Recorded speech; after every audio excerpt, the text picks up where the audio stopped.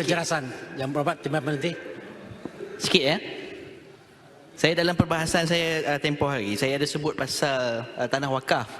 Sebab selain daripada kos tanah, saya rasa bagi golongan B40, dia ada masalah untuk akses kepada pinjaman. Maksudnya kewangan lah. Sebab rata-rata bekerja tanpa gaji yang tetap.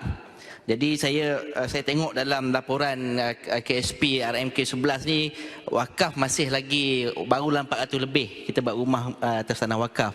Jadi mungkin juga boleh explore macam mana tanah wakaf ni pun boleh jadi satu collateral untuk bantu B40 untuk buat pinjaman. Terima kasih. Program-program tersebut. Saya nak minta sikit boleh?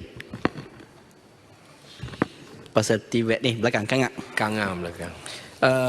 Tadi disebut banyak tentang TVET, tentang revolusi industri 4.0.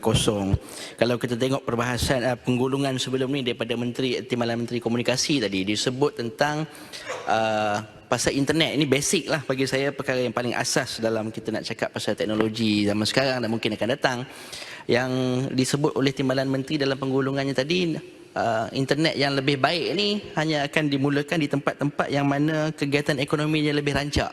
Saya nak ingatkan mungkin kerajaan secara umumnya bahawa dalam agenda kerajaan sendiri dalam kajian separuh penggal kita nak mendekatkan jurang, tapi kita hanya berterusan mengutamakan kawasan yang dah maju.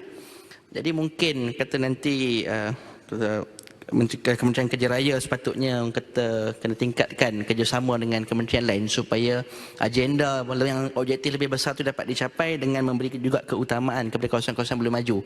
Kalau kita terus bagi keutamaan kepada kawasan yang dah maju, jadi jurang akan semakin melebar, jadi objektif yang besar itu tak dapat dicapai. Minta ulasan. Pekerjaan. Boleh ya? Saya walaupun tak menyebut perkara dalam perbahasan saya sebelum ni, tapi saya telah menghantar soalan berkaitan dengan PKSO ni lah dan telah dijawab oleh pihak kementerian pada 29 Oktober. Jadi saya ucap terima kasih. Saya tertarik dengan PKSO ni sebab ada satu kes di Perlis semasa ribut tempoh hari, ada satu kemalangan yang menyebabkan kematian dan saya tengok PKSO di Perlis ni dia proaktif. Dia sendiri yang cuba dapatkan nombor IC dan bagi ganjaran yang sepatutnya lah kepada mangsa walaupun dah meninggal dunia. Cuma saya tertanya, oleh kerana PKSO ni kita wajibkan, ramai orang yang belum mencarum, bahkan ramai juga agensi kerajaan yang belum mencarum. Jadi saya, bila belum mencarum, maksud dia dalam kata lain majikan ni dia melepaskan dirilah ataupun cuai, dan mangsa dia ialah pekerja. Jadi saya nak tanya, sama ada sekiranya berlaku kemalangan, dalam realiti dia memang bekerja dan layak untuk dapat caruman, adakah mangsa yang terlibat dalam kemalangan tetapi tidak dicarum ni berhak untuk menuntut juga daripada PKSO? Sebab hak dia ni dinafikan oleh majikan, bukan dia sendiri tak mau mencarum. Minta ulasan. Baik, terima kasih Yang Berhormat daripada aku lagi dalam era Pakatan Harapan ini. Saya nak masuk sikit, ada kaitan dengan tampil tanya tu. Ya, Kang. Tampil sebut pasal pelibatan ahli politik. Kalau kita tengok dalam corak pengurusan ataupun pentadbiran sukan negara, kita tengok kebanyakan badan-badan ni, khususnya sukan bola sepak, dia sangat bergantung kepada dana daripada kerajaan. Jadi apakah inisiatif yang akan diambil oleh pihak kementerian untuk mungkin kita beranjak daripada sepenuhnya kerajaan kepada lebih banyak penglibatan swasta dalam pendanaan sukan? Padang Serai. Jelas sikit. Sikit.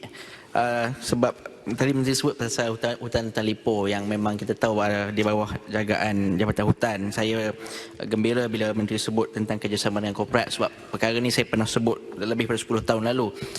Cuma kita tengok kebelakangan ni banyak isu-isu pihak luar yang menggunakan hutan untuk aktiviti, misalnya untuk aktiviti mendaki gunung. Kita banyak kes hilang, cedera semasa mereka melakukan aktiviti. Bermaksud mereka melakukan aktiviti ini mungkin kata tanpa permohonan yang patutnya ataupun kata pengurusan risiko yang sepatutnya, yang menimbulkan kos baru sebab nak operasi menyelamat dan sebagainya. Mungkin pihak kementerian patut juga melihat kawasan-kawasan ini supaya penggunaan aktiviti ini dapat digunakan dengan lebih baik lah. Terima kasih. Keningau tak ada, saya akan Menteri, saya hanya nak ingatkan, sebelum ni kita pernah bercakap tentang non-revenue water di Perlis. Saya harap dalam tempoh 2 tahun ni masalah air di Perlis kena selesai. Kalau tidak, lepas 2 tahun lebih lama tempoh dia.